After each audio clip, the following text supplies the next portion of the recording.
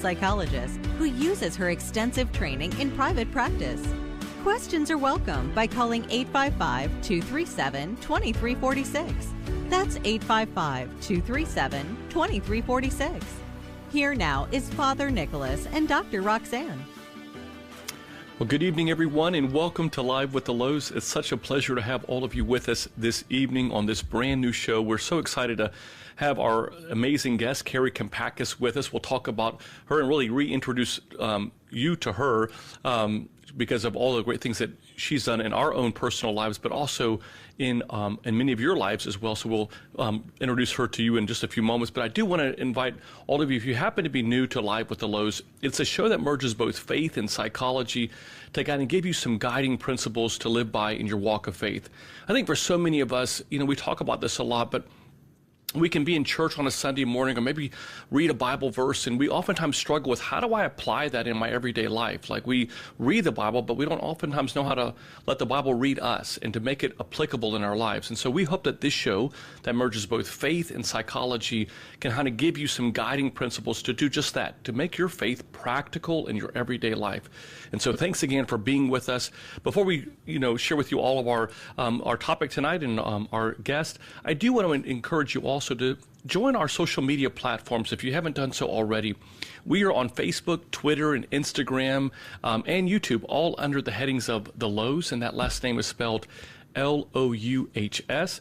And we also encourage you, if you're interested in receiving our daily inspirational messages, we started sending out these messages probably a couple years ago, just with the intent of just trying to give you some practical, just faith every day that you can apply.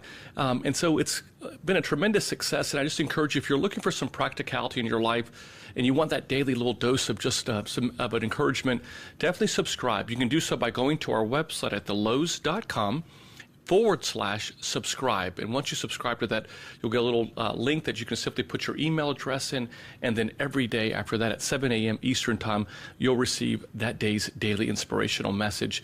And finally, friends, a couple months ago, we published our newest book called 6 Hours, 7 Lessons, How Christ's Light Transcends Our Darkness.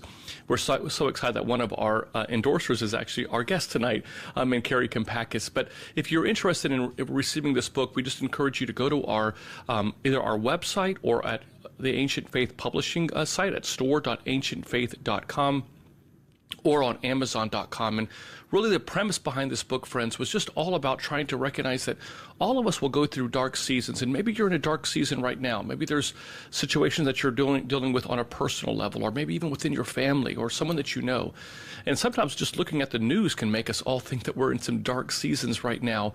And our hope was, and our prayer was, that we would use the 7 statements that Christ utters while he's on the cross. He makes these 7 at least recorded statements that Christ makes on the cross over a 6-hour period. Can use those as a life principles to guide us when we're facing the dark days of our own life. So you can find that book at store.ancientfaith.com. Well, tonight we are so excited to be talking about really a conversation that we've been talking about for some time, Nick, and that is parenting. We have, for many of you who know, we have 2 teenagers ourselves, and every stage of development brings new learning and new growth that we as parents have to reach for and strive for. And tonight we are so honored to have with us Carrie Kampakis to speak with us about a topic that is near and dear to her heart and that she has spoken all over the country about. Carrie, for those of you who don't know her, let me reintroduce you to her. She is an author, blogger, and national speaker, and she lives in Birmingham, Alabama. She was actually here in Jacksonville not too long ago, and because we're like ships in a night, we somehow did not get to link up when she was in town. Her best-selling book for moms is called Love Her Well, 10 Ways to Find Joy and Connection with Your Teenage Daughter. And she has books for teen girls as well, Liked and 10 Ultimate Truths Girls Should Know. And Liked, Whose Approval Are You Living For? has actually been used widely across the country. My daughter actually has both and has read both herself. And even tonight she goes, "Oh, Mom, are you interviewing that lady who wrote those books that I read?" I said, "Yes, please tune in." So like, Mom, that's really cool. More Than a Mom, How Prioritizing Your Wellness Helps You and Your Family Thrive is also now available everywhere books are sold. Carrie's work has been featured on Focus on the Family, The Today Show, Thrive Global, The Huffington Post, and so many other outlets. She does host the Girl Mom podcast, and she and her husband Harry have 4 daughters and a dog, and they are all in Birmingham. So tonight we are so honored to have you, Carrie. Welcome to the show. Having me back. It was an easy yes for both of you. I'm big fans of the work that you do. Oh, thanks, Carrie. So we parents, we're raising teenagers. For those who are all tuning in, I'm sure have kids in a range of ages. But this is a new era of challenges. I could talk your ear off hours upon hours about things that I am seeing across the board, younger and younger, by the way, than what I experienced when I was a teenager growing up. And I'm baffled. I think I reached out to you several months ago, and I just said, I'm baffled, and I feel I'm like a salmon swimming upstream, and I look around and I say, where are all the moms? Like, what is happening here? You know, culture's upside down, and I see a real lack of parenting, happening. And so, and of course, this has been a struggle for quite some time. And I'm curious, maybe you could kind of dive into some of the challenges that you are seeing as a mom, as a professional who lives in this ministry, and as a writer. Yes. I think one thing, just like you nailed it, that I think there's a lot of fear-based parenting rather than faith-based parenting, and we're scared of different things. But obviously we know about the dark realities in the world that have moms, a different level of fear. But I think there's also a big fear these days of losing our relationship with our child. And when we're living in fear of that, we don't want to parent. And that's something I read about a little bit in Love Her Well. It's like that's really the tricky part of having a teenager is in this part of this season of life where you want that relationship, you feel like that relationship is jeopardized because you're trying to parent them. And so it's that tricky dance of how do I parent my teenager but also have that relationship. And I read it once that it said that, like our generation, we grew up with more of the parents are like, I'm the parent, you do what I say. They had the authority, but we didn't always have the relationship. And so it seems like parents today, maybe we've swung a little bit too far the other way. That, we want to have that relationship. I mean, I know people that sometimes they allow their kids to do things because they don't want them to sneak around. They want them to be honest with them. And so they have that relationship, but they're not being the parent. And so it's tricky. I'm like, and you really do need both because I'm like, if you're not the mom or if your husband's not the dad, then who's going to parent your child? Like nobody else is going to fill in that role. And I do think that that's the way that the enemy can really get in there is just kind of is messing with us, like, making us scared to parent. And that's what, especially when you're in the thick of it too. I did a podcast a while back and she was talking about her son. She set some strict limits with him doing video games. And of course he didn't like it. He fought her on it, when he was growing up and when he was in high school. But then when he went to college, he thanks her for it because he's like, I have friends who are so addicted, they skip class all day and they just play video games. And so it's a tricky balance, but there are a lot of things we have to do as parents, especially when we're parenting against a culture, like you said, where we already feel like we're swimming upstream and we're trying to instill values and parent with morals. And our kids don't always like it, especially because other people aren't necessarily being parented the same way. And sometimes we don't get that immediate reward. Sometimes we have to just rest in the fact that God sees it and God knows our heart. And you're just praying that he will use it all for good. And that maybe one day when your child is in a more mature place, they might understand.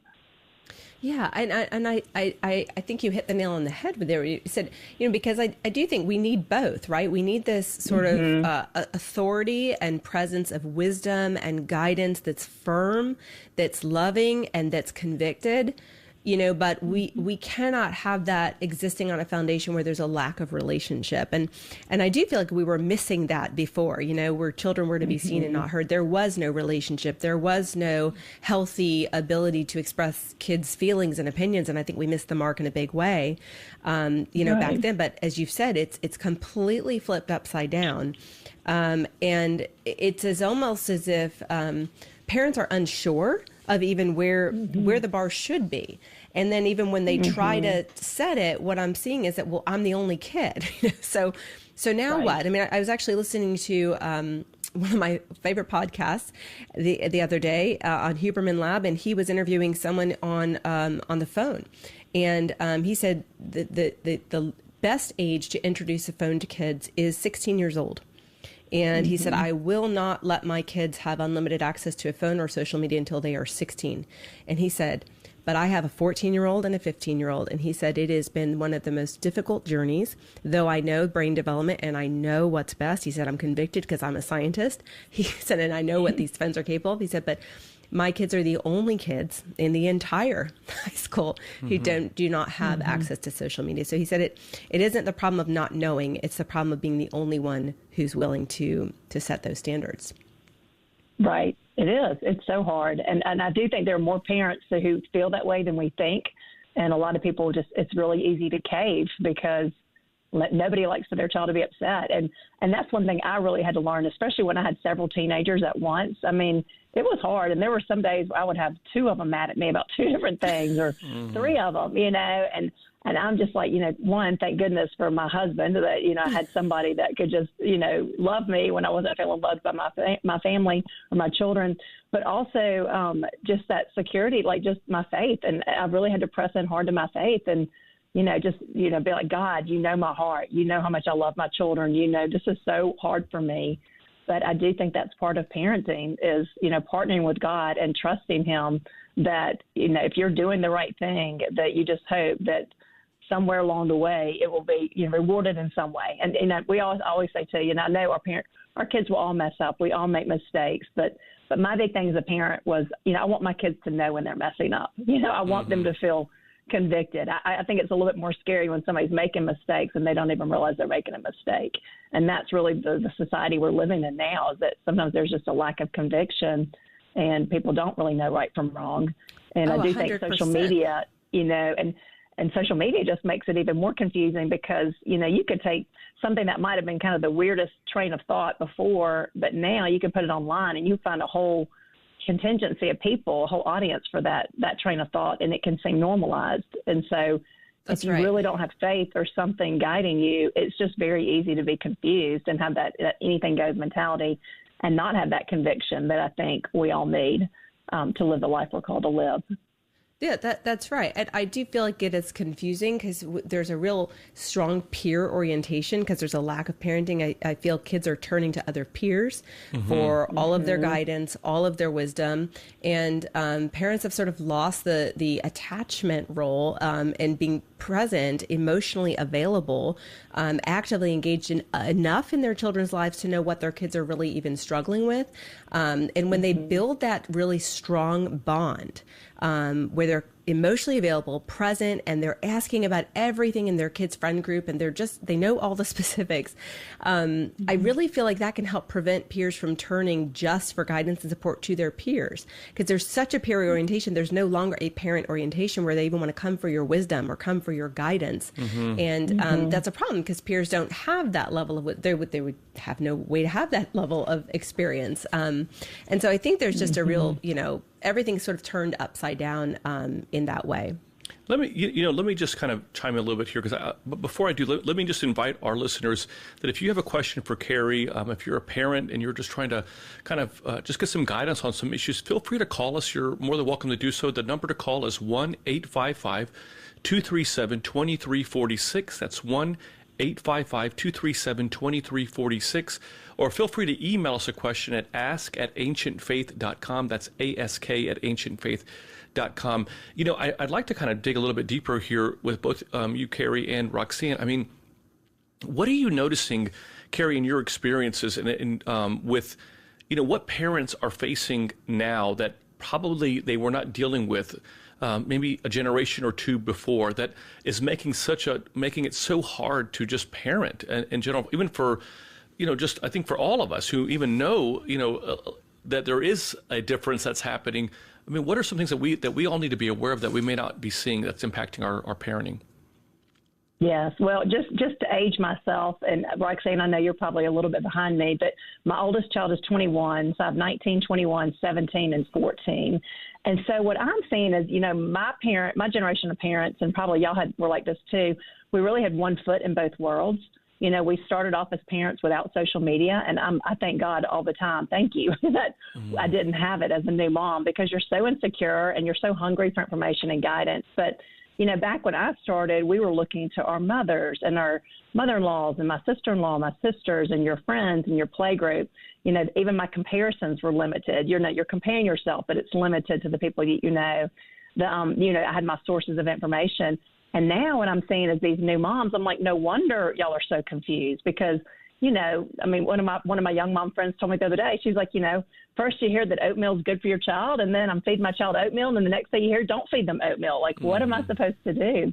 And I have a friend who's a pediatrician, and she's like, I tell moms that you can just drive yourself nuts. There's so much information out there, and a lot of it can be very misleading and really send you on a wild goose chase, having you just consuming yourself with the things that aren't really worth your time and energy. But she's like, I tell them to find a few, maybe 2 or 3 valid websites that you rely on, and then 2 or 3 people that you rely on for information, and just leave it at that. And so that's what I'm seeing is that, and I think knowing myself, I'm like, it would have been really hard for me as a young mom, because I'm the type, I love to research, I love to write. If I'm making a decision, I want to gather all the information and just then weigh it. And so, but it's too much. And so I think that's why there is so much confusion of what parents should do, because there are so many trains of thought. And, going back to the whole faith issue, that, you really, if something's not rooted in faith, you're going to get very different parenting advice than from somebody that's coming from a biblical background. And so, now as a parent, I'm like, I should have started off, just the church is your best source of when you have questions. And going back as far as, what can help us be the parents that our children need to be, one of the most helpful things I heard was one time I was going through something with a friend, and I knew it was kind of a tough love situation. I needed to go talk to her parents about something, but it's not my personality. And I was like, I like being the cheerleader friend. I like being the encourager. I don't like having those hard conversations. And I was really struggling with what to do. So I called my priest, and I told him, and he's like, love wants what is best for a person long term. And he's like, I have people that call me, family members, talking about the same situation you're talking about. And I'm like, that's not love if you won't have that hard conversation, if you won't do that hard thing. And I think that's what we're missing, is that, yes, something might make our child happy today, but is this really going to be good for them when they're 30 or 35 or 40 years old? And so there are so many things that when I was a parent, I'm like, they might not appreciate it now, but I'm trying to imagine who I want them to be when they're 40 years old. And I'm sure y'all have friends like this. I know so many adults that they think, when I was 16, I was so mad at my dad, for doing this. Now that I'm 40, I understand. Or, when my parents went through my divorce, I blamed my mom. But now that I'm older, I kind of see my dad's role in it. Like, their brains aren't developed. They don't have the life experience. And so I do think that if we're living for our child's approval and scared to risk that relationship to do the right thing, then that's sometimes where we can get in trouble.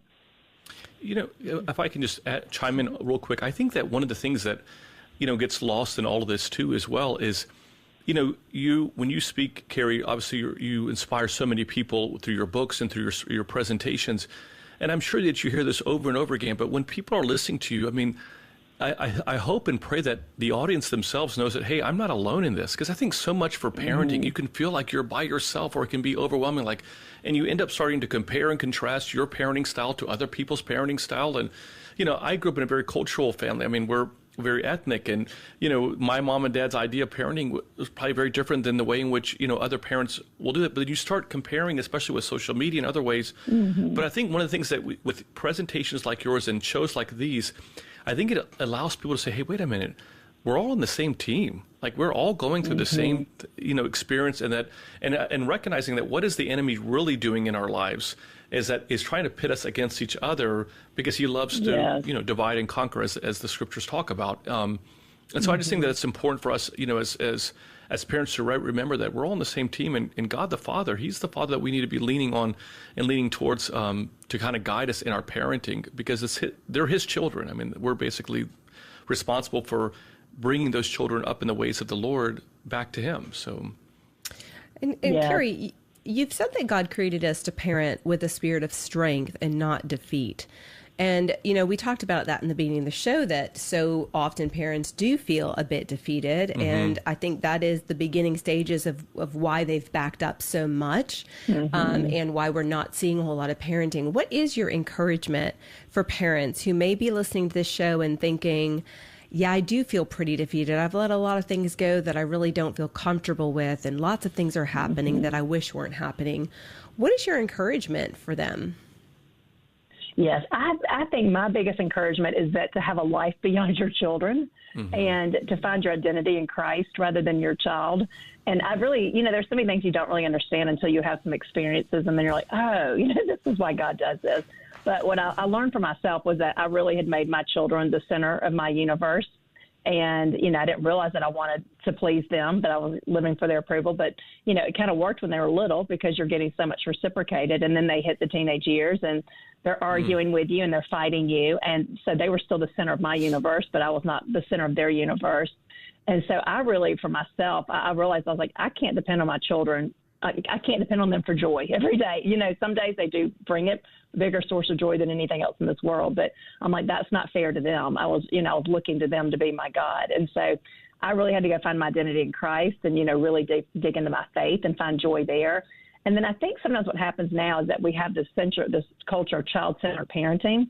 You know, we used to be more of a culture of Christ-centered parenting, and now we have child-centered parenting. And on the surface, it looks like great parenting because, you know, you have the parents volunteering and engaging with the children and, you know, loving the children. So, you know, our kids are loved so well in so many different ways, but sometimes they become idolized rather than loved. And so we're living for their approval. And we're also sometimes neglecting our own adult relationships to have that relationship with our child. And so obviously we want to prioritize our family, but what I realized for myself was that I'd put my marriage on the back burner. I'd put my adult friendships on the back burner because between work and my children, I was just so busy. And it really it blew up in my face a little bit in the teenage years because I wasn't always getting that love reciprocated back. And so I really, like I said, I had to go dive into my faith. It also was important for me to go find joy and love from my adult relationships, my adult village.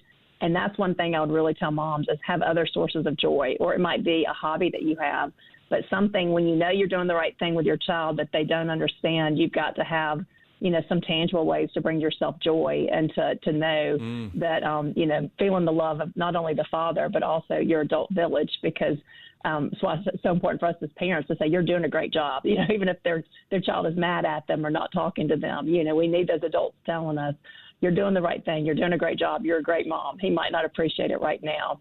But to me, I think, you know, for us to parent with that spirit of strength, we've got to have sources of support. And sometimes we become a society that we're so wrapped up in our kids and their lives and travel baseball or whatever we're doing that we've neglected our own adult lives. And it's really going to hurt us when they become teenagers. That is such a tremendous point, because I don't think parents realize when kids exit everything's about you and they love you and want to be with you, and then suddenly you're like, wait, what? How did we get here where you are interested in literally everything else, and you're starting your life and you have all these aspirations and your identity is blossoming, and no longer we are the center of your world. And it's interesting. I was watching I was on Netflix and there was a trailer for a movie. I don't remember what it was called, but it was about moms who were going to visit their college-age sons, and they were surprising them. And they showed up, and needless to say, the sons were not, you know, really excited to see their moms. And there was the realization and moment of insight when she said, "You have learned who you are without me, and now I need to learn who I am without you." And that's good. I just melted because I was like, oh, that's what it is when kids become, you know, teenagers, young adult. We have to figure out who we are again. And we knew that before they came along and occupied our entire world. And that's what babies do. And so then, you know, I think that's a wonderful encouragement. Yeah. Who were you before? And reestablishing those connections is paramount. And so what's your advice for parents to stay strong in the fight? I know you've said it's okay, you know, this is long-term advice, and it's okay for your kids to be upset. How do parents stay strong in doing what's right rather than what's popular in the midst of their kids being upset or challenging them? when it's like, but everyone else, literally everyone else is doing this. That has literally been told to me at some point by both of my kids. Mom, literally everyone else. Are you sure? Right. Yes, Mom. And you know what? I think they're probably right. At some point, I'm like, you know what? You're probably right. I'll just take the white flag now. So what is your advice in those moments? Yeah, I think that just especially in those moments when you are struggling with your child, when you do feel that tension between you and your child, is just to keep loving them in other ways. And it might be that, they're stressed about school. And so you're going to have their favorite meal, hamburger or Greek salad or whatever it is, waiting at home for them when they get home from school. Or, I've learned this sometimes with my child. Especially if I'm angry or I felt like my heart was getting a little bit hardened toward my child, which always was kind of a reset for me. I would realize that even though we're not seeing eye to eye on this issue, that I was like, God, please help me still love her. Like, I don't ever want her to question my love for her just because this has been an issue. So I really feel like that's kind of an opportunity. And sometimes it might be like, hey, let's go away for the weekend. Let's go hiking. And just know, sometimes they might reject our invitations. And that's why we've got to be strong. And again, I go back to our support system. Like, we can't be strong. We can't be that person if we're relying on our kids to always reciprocate or respond the way that we want. Kind of like those moms with the sons. Like, I think a healthy position to be in and the place we want to be in is like, okay, I'm going to show up. He might not like it, but I can kind of laugh about it if he doesn't. Like, I know he loves me deep down. I'm secure in his love. I know that, he might not be as happy to see me as I am to see him, but hey, we're just going to try it. And I think having those friends that can do that with you, that have that same attitude, like, let's go do it. And you have to be in a really confident, secure place to be able to parent that way. And again, I think that really only comes from the strength of God and just really growing our relationship with him. And then also our adult village. And like you said, finding out who we are. And what I found with my kids was when I did kind of back up a little bit, obviously you still want to be present for them. But when I did expand my life and have more hobbies and more things to talk about, and I became a more interesting person. Like, they wanted to spend more time with me, and I wasn't clingy and I wasn't needy. And so it really does help your relationship. And I saw on Instagram one time, sometimes I just read comments on posts, and sometimes I'll see people talking about their kids leaving home and being sad, which of course we're all sad when they leave home. But sometimes I'll see comments where they're like, oh, it's been 10 years and I cry every day. And it just hurt my heart because I'm like, that's not good.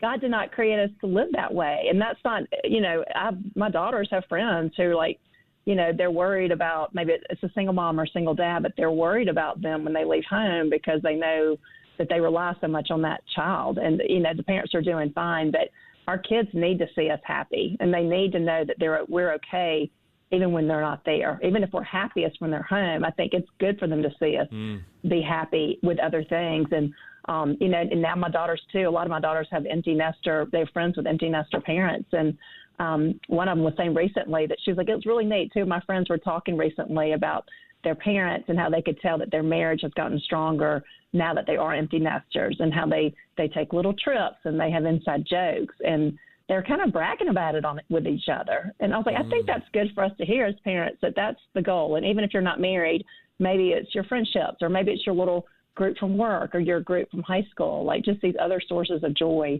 that we have in our life. It's really good for the kids to see that.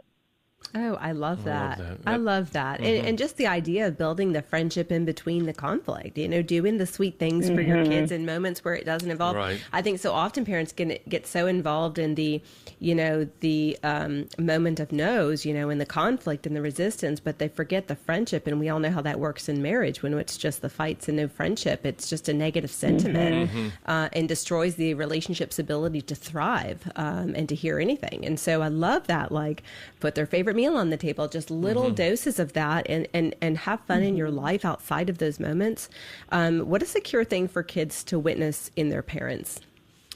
We're going to take a quick break. But on the other side of this break, we're going to really spend some time talking with Carrie about, how do we know, when we're befriending or being too friendly with our children, and also talk about, when our kids are with friends that we may not agree with, or positive or healthy friends, how do we address that topic? So stay right with us here on Live with the Louhs. Live with the Louhs with Father Nick and Dr. Roxanne will be back in a moment. Give them a call at 855-237-2346. That's 855-AF-RADIO. They would love to hear from you.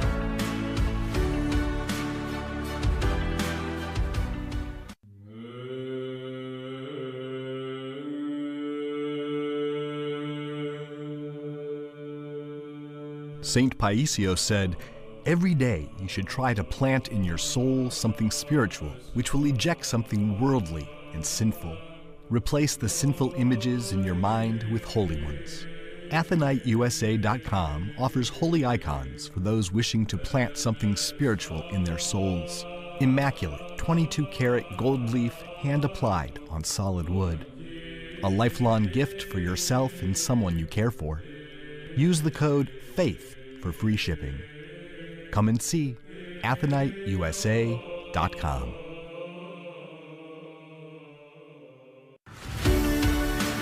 We're back with Live with the Louhs and Father Nick and Dr. Roxanne. Do you have a question for the Louhs? Call in now at 855-237-2346. That's 855-AF-RADIO. Here once again is Father Nick and Dr. Roxanne. Well, welcome back, everyone, to Live with the Louhs. So grateful that you're joining us tonight. We're so excited to have a dear friend of ours, Carrie Kampakis, who's actually one of the endorsers of our brand new book, 6 Hours, 7 Lessons. And we're talking tonight about really parenting, the struggles that we as parents oftentimes have, not only with what our children are facing, but what we as parents oftentimes experience on a day-to-day basis. And we invite you to make a call, to call us if you have a question for Carrie or for us, or just even a comment. You can do so by calling us at 1-855-237-2346. That's 1-855-237-2346. Or feel free to email us a question at ask@ancientfaith.com. That's ask@ancientfaith.com. And we actually had a question that came in, Carrie, that this was a text message that came in to us. And the question was, when do you think it's appropriate for high school teens who like each other, such as a few friends, boy and girl co-ed groups, to get together for socials such as pool parties at homes? Is it appropriate for girls to initiate such gatherings? That's a good question. I'm more traditional as far as when it's dates and things like that. I think the boy should definitely initiate. But I think, for a group, I guess it kind of depends. But I guess more high school. I feel like toward maybe like ninth grade, I kind of see more of the boy-girl thing starting. Sometimes it's earlier than that, but I think a good rule of thumb for dating is kind of around the time they're turning 16. But that is what makes 10th grade pretty stressful, because that is the year that they're driving, they're dating. A lot of things are starting to amp up that year. But I always, my big thing with my girls was, I always try to teach them to don't chase boys, and I read about this in one of my books that, God created he created the boy to be the pursuer. And I think sometimes the reason that girls complain that boys don't ask them out or they're lazy daters in this day and age is because the girls take the lead so much. And sometimes they're doing too much. And then the boys are kind of freed from that. And they're even freed from that risk of rejection because the girls might initiate. And so I heard it one time, and I think it's very true that, the way a relationship begins is the way that it's going to continue. And so a lot of girls, they get frustrated because they do pursue, they chase, they set up the parties, and, that's how they have these interactions. But then the boy doesn't do anything to reciprocate. And so then they get frustrated. So it's kind of like if you want the boy to step up, you've got to give them the opportunity to do that. So I guess it depends, like in the pool party, I'm imagining that this is just maybe friends hanging out. And so, I don't think that's anything wrong. I think sometimes the girls at that age are better at planning than the boys are. So, hey, we're getting together for this pool party, but I don't know. I'd love to hear y'all's thoughts on that too. Yeah, I think ninth grade is such a comfortable time for genders to sort of blend, is kind of what I think. It begins, we begin to lose girls are weird and boys are strange, and they start to have, mature conversation. And I think it's actually a healthy developmental stage for people to learn, for both genders to learn a comfortability with the other gender. And what does that look like? And, what do I feel in relation to that? And who's an appropriate, male figure for me to be around. I actually love, as I listen to my own daughter speak, she has this sort of incredible discernment that has got to just come from God, where she'll say, this kind of boy makes me uncomfortable. This one feels really friendly and natural, and I feel myself and I feel at ease. And I'm like, well, what are the different characteristics between them? And she's able to kind of point it out. And I'm like, okay, that's good. Like, I feel that's good. And if without interacting with both genders, I feel you don't learn that, and so then the picker gets off, so I think God leads through discernment in moments like that, where you do begin the interaction. And I think sometimes we can be so afraid as parents, we're either too permissive or we're too fearful, and then they don't learn some of the things that they may need to learn.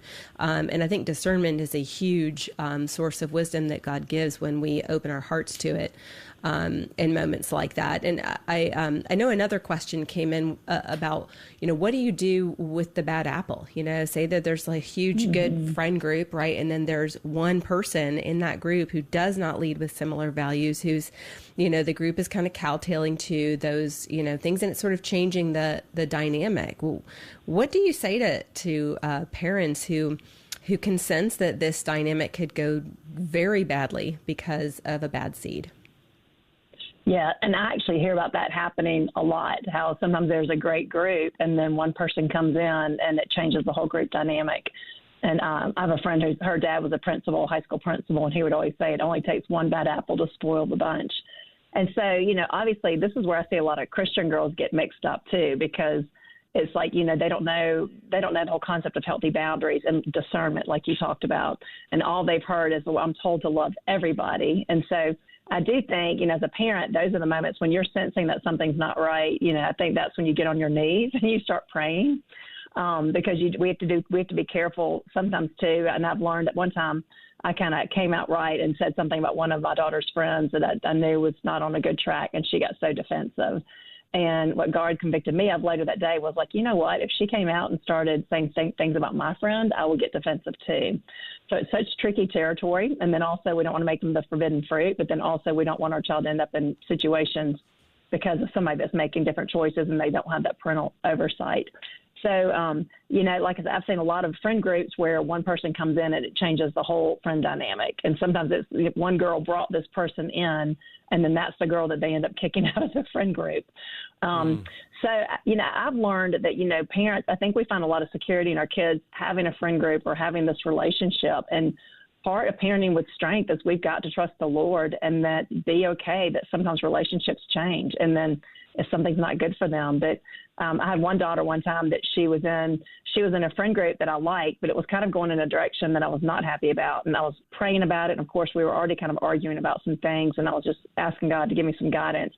And around that same time, her friend group started merging with another friend group, just two of the girls in there. That was probably one of the wildest groups in the grade.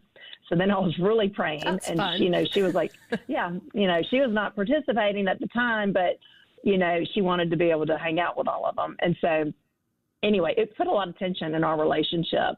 And, there was one other mom who I knew was parenting on the same page with me.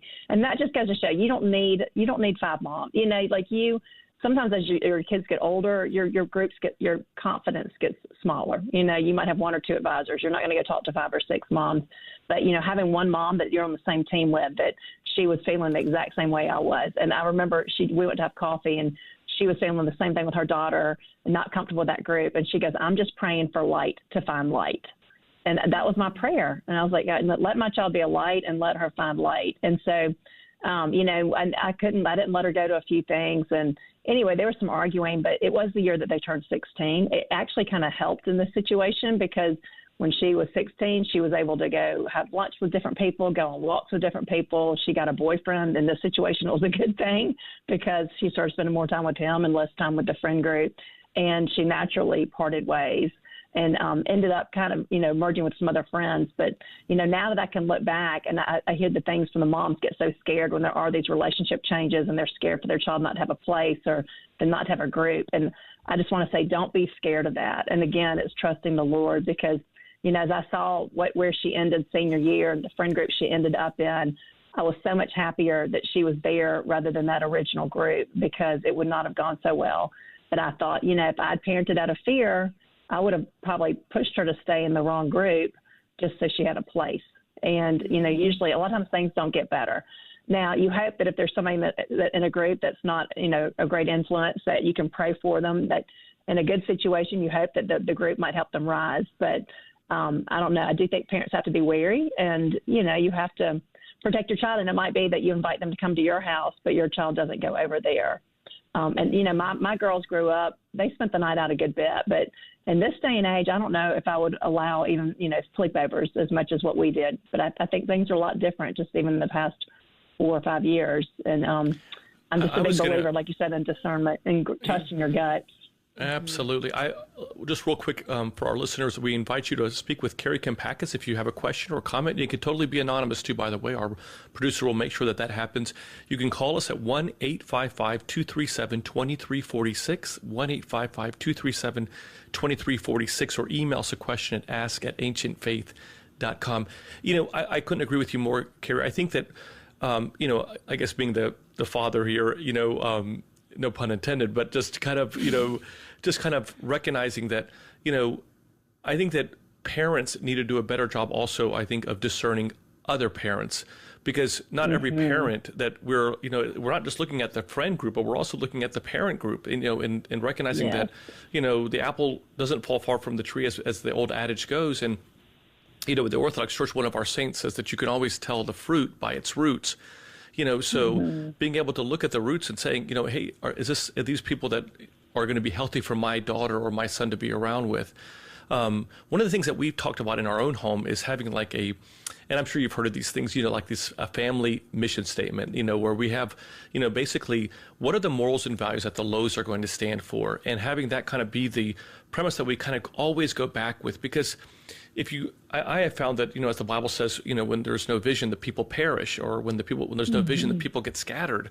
If you don't have that clearly defined about what kind of a household are we going to be, I mean, when we hear that, as for me and my house, but Joshua says that, it's not in a slight way where he says, well, I'm thinking about having my house be like a godly house, but he says, as for me and my house, we will serve the Lord. And because it's that adamant, convicted statement of we're going to serve the Lord, I think that creating some sort of a mission statement, a Bible statement for the family, having specific morals and values that we're going to stand for, that allows our children that when they're not with us, they can kind of go back and say, okay, wait a minute, does this line up with what we're saying? Because, the idea of having a godly house, and I mean this in the most respectful way for people, can vary dramatically.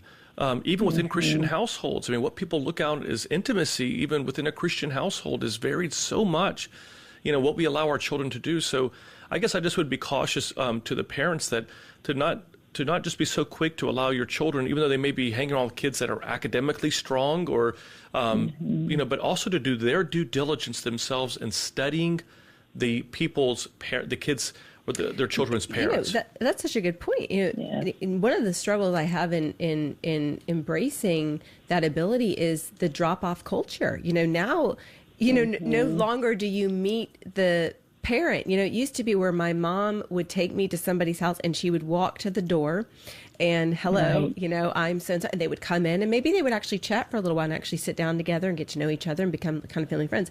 What I see now happening is there is a drop off, kids are just dropped off and then, they mysteriously disappear. I'm like, oh, where did so-and-so go? Oh, she got picked up. Oh, did she? Because I don't recall hearing a knock at the door.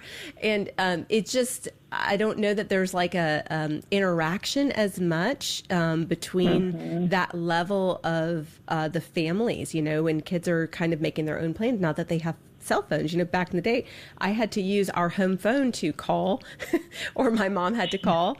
And now, kids are doing everything on their phones. You don't even, and you're told what the plan is. And so I think that's such a good point. You really want to discern, the route, but you so often don't always have any access, to that route because of cultural changes that I think are so normal now.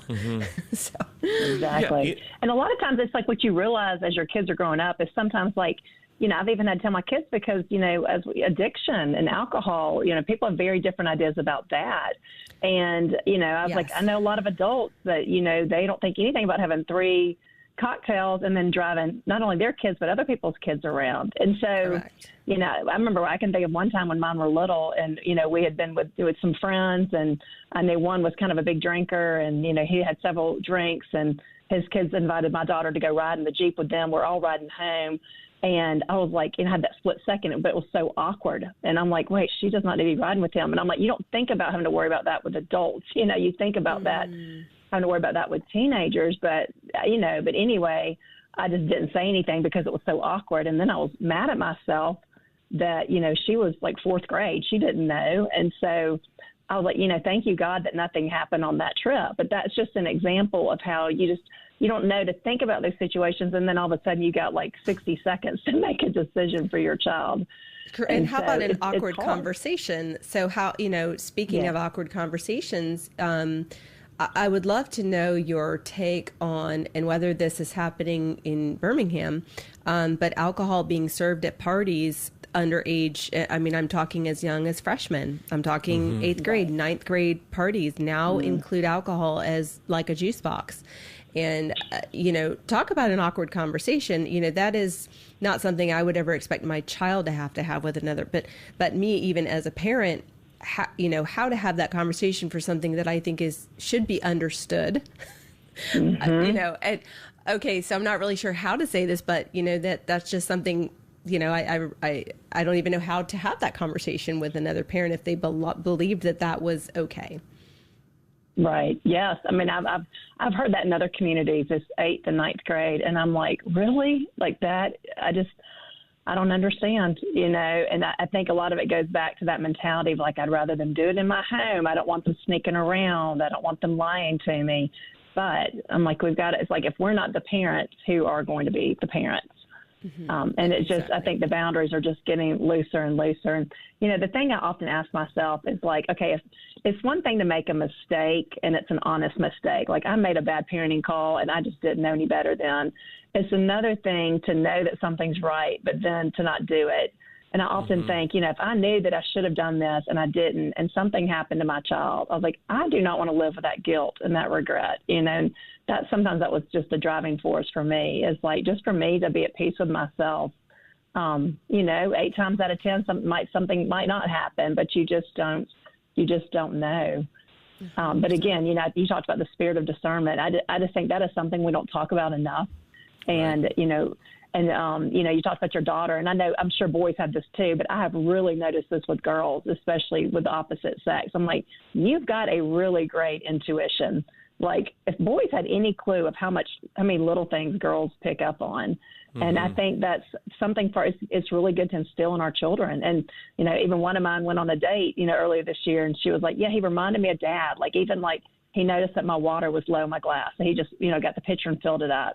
And I'm like, boys have no idea how much that appeals to a girl, just those little things that show their character. Another one had gone to church, and some girls, and this one guy had gone to church, and she was like, it was so sweet. He gave us all like, $1 bill to put in the money tray when they were, passing the tray around.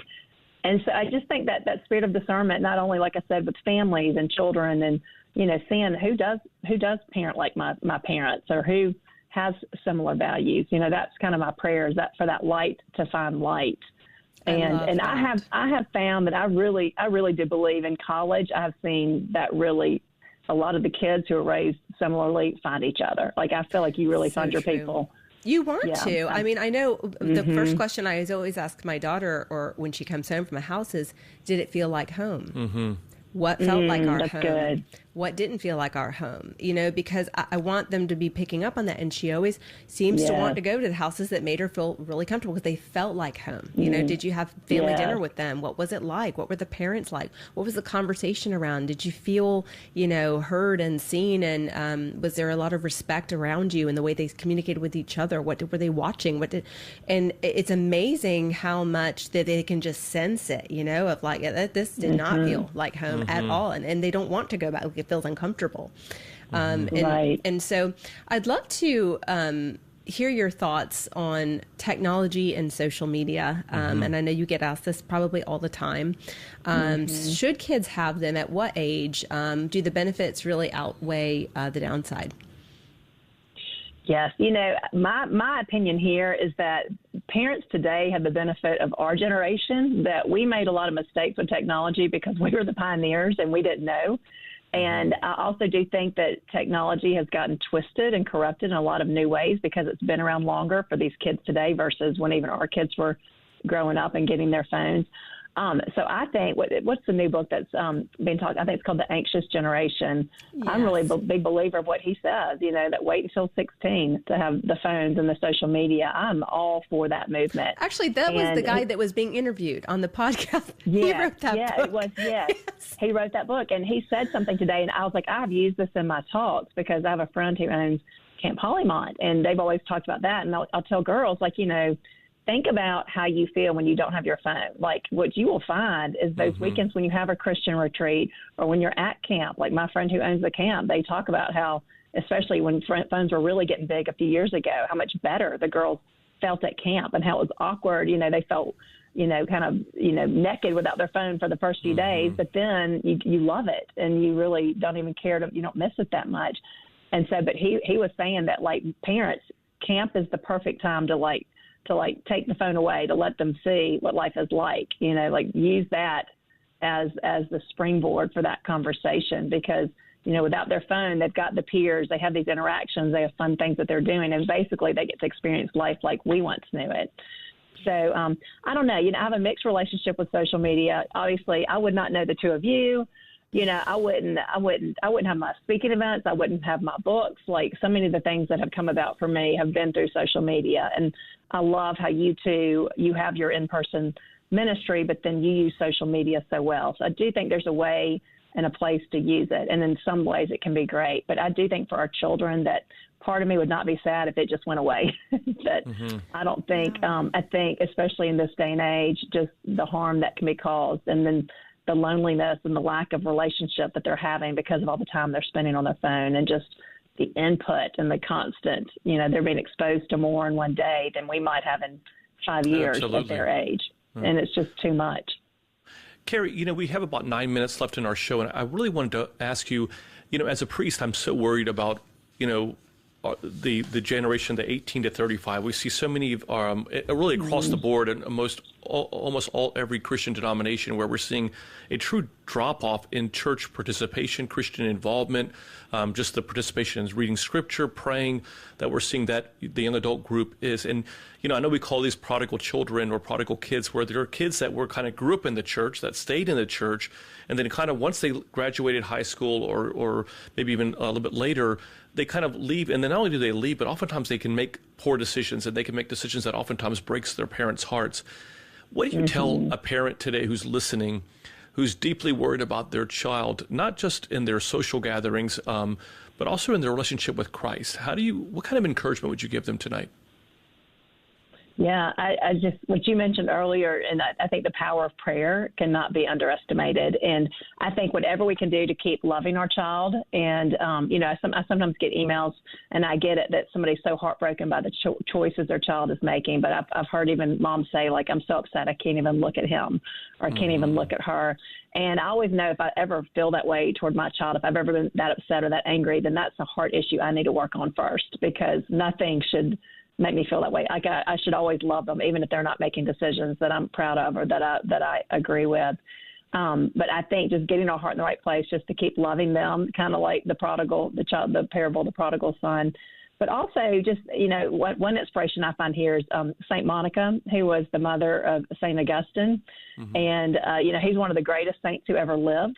And I think it's really neat that, he was raised in the Christian faith, and then he left the faith, I think, for like 17 years, broke his mother's heart. He had a very immoral lifestyle. She prayed for him. And I just think, could I pray for 17 years for the same thing for my child? And, she prayed and she prayed and she prayed. And anyway, he came back and then became a priest and a bishop. And like I said, one of the greatest saints of all times. But my favorite part of his story is, he lived 1,600 years ago, and more than 5 million words of his writings are still in print. Like, we can go on Amazon and buy his book. And I think how fascinating that, he had that rocky start, but he finished strong. And I think that's such a great inspiration for us as mothers that, our kids can't outrun our prayers. And, you just pray for God to use it all. And I'm sure y'all feel this way. I meet so many people in ministry who were the wild child. And, God has a place for everyone. Whether you took that long road of obedience, you're probably going to relate to those people who are also taking that long road of obedience. But sometimes the ones who were the prodigal child, they appeal to people that other people might not appeal to. And they're really effective in their job. They're usually very humble. They have a heart for those who are on the margins because they know what it's like. Right. And so just know that God can work. He's going to work in different ways in all of our stories. And just to keep praying and, doing what we can, extending invitations. But like I said, and loving our child, keeping that relationship there in hopes that they'll come back. I think that is so wise. I mean, I've seen so many parents get into such a negative and resentful, push-pull, resistant place. Yes. And there's such a destruction there that, it breaks my heart. And my number one thing for parents is always rebuild that relationship, make space for them, listen to them, hear them, enter that world that they're in. Because when kids lose that safe haven with you, it's really bad when they don't have that safe place to come back to that's so foundational for their attachment. I do find like if you stay in that space of being that secure attachment figure, they usually, come back because there's nothing to fight against, I mean, and so I do feel like that relationship is pivotal for their return, to not let it get to that, really, really angry, conflictual space and to stay there. And prayer, so much helps with that, because only God can change hearts, right? I mean, we can't, as parents, as powerful as we think we are. Sometimes the more we speak about change, the more kids resist that change. And yet God is working in the background in such profound ways when we let go and we surrender them and we just work on the part we do best, which is loving them. To build on what you're saying, too, Roxanne, I can't help but think of, Nehemiah when he says that he's addressing the parents and the families. He says, fight for your children. And, I think that's one of the things that I think we can't forget, that we can love them, but also fight for them, because, the idea of what love looks like and how it looks is not one that's just always saying yes to whatever they're asking for, but really knowing who we are as parents in relationship to Christ and being able to kind of have that become contagious in the lives of our children. They're watching everything that we're doing. They're seeing how we're acting.